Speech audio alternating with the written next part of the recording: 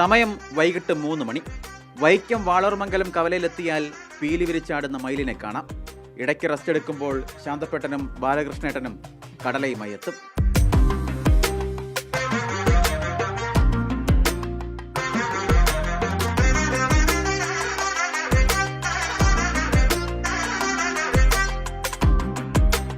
മൂന്ന് വർഷം മുൻപാണ് വാളൂർമംഗലത്ത് 4 മയിലുകൾ എത്തിയത്.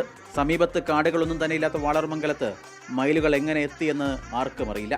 എന്തായാലും നാട്ടുകാർ എല്ലാവരും ചേർന്ന് 4 മയിലിനും കൂടെ ഒറ്റ പേരിട്ടു, വേൽ. വീടുകളിൽ എന്ന് പറഞ്ഞാൽ മിക്കവർക്കും ഇത് വരുമ്പോൾ തന്നെ ഒരു പ്രത്യേക കൗതുകമാണ്. അപ്പോൾ അതിനോട് കൂടുതലുള്ള സ്നേഹവും പെരുമാറ്റമൊക്കെ ആയിരിക്കും ആൾക്കാർക്ക്. അപ്പം മിക്കതും ആൾക്കാർ ഇവൻ വരുന്നതനുസരിച്ച് എന്തെങ്കിലും കിട്ടുകൊടുക്കാനായിട്ടൊക്കെ നോക്കിയിരിക്കും.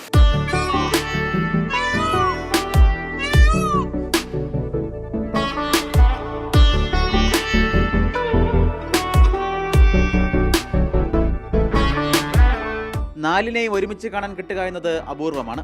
വലിയ പീലിയുള്ള ആൺമയിലിനാണ് മറ്റ് മയിലുകളെ അപേക്ഷിച്ച് ആളുകളോട് കൂടുതൽ ഇണക്കം. 3:45-4 മണിയാകുമ്പോൾ വരും. പിന്നെ ആ മതിലേ കയറി ഇരിക്കും. മതിലേന്ന് കുറച്ച് കഴിയുമ്പോൾ ചാടി ഇറങ്ങും. ഉടനെ വിരിക്കും പീലി. അപ്പോൾ ആൾക്കാരൊക്കെ വന്ന് നോക്കി കാണുകയൊക്കെ ചെയ്യും. ഫോട്ടോ ഒക്കെ എടുത്തുകൊണ്ട് പോകും. ഞാനിട്ട് അല്ലാടും. ഞാൻ കപ്പലിൻ്റെയൊക്കെ വെച്ച് കൊടുക്കും. കപ്പലിൻ്റെ കൊടുക്കും. പിന്നെ ഈ പൊരിച്ച പൊഴിയുടെ ഇട്ട് കൊടുക്കും.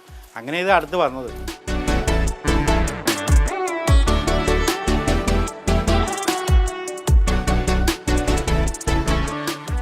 കവലയിലെ വലിയ മരത്തിലാണ് 2 മയിലുകൾ ചേക്കേറുന്നത്.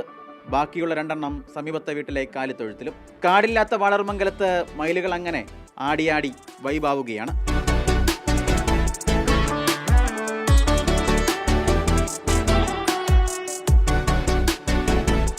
അപ്പോൾ മയിലിനെ കാണാം, മയിലാട്ടം കാണാം. കാണേണ്ടവർക്ക് മറവൻ ദൂരത്തിലേക്ക് വരാം.